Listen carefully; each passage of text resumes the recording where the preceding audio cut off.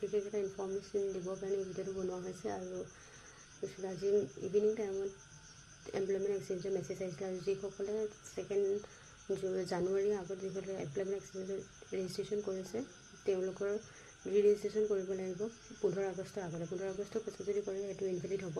তো 15 আগষ্টৰ আগষ্টৰ আহি পোৱাৰ আগতেই চবেই সকলোৱে ৰেজিষ্ট্ৰেশ্যনটো কৰি ল'ব, ৰিনিউ কৰি ল'ব। আৰু যিসকলে 2 জানুৱাৰীৰ পাছত ৰেজিষ্ট্ৰেশ্যন কৰিছে তো তেওঁলোকে কৰিব নালাগে।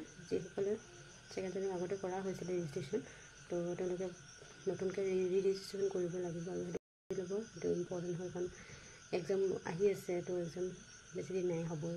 আসাম পুলিচৰ এক্সাম সেইটো ফিজিকেল ৰানিং হ'ব এতিয়া জুলাই মাহত। তো সেইটো কাৰণে ৰেজিষ্ট্ৰেশ্যনটো কৰি ল'ব, আৰু সেইটো সোনকালে কৰি ল'লে ভাল। কাৰণ আৰু মোৰ মেছেজটো কি মেছেজ আহিছিলে সেইটো চবৰ মোবাইল অলৰেডি আহি গৈছে, গম পায়।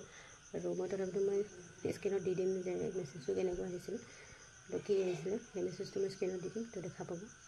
তো এইটো আছিলে ইনফৰ্মেশ্যনটো। আৰু চবেই 15 আগষ্টৰ আগতে যেন ৰি-ৰেজিষ্ট্ৰেশ্যনটো কৰি লয়। ধন্যবাদ।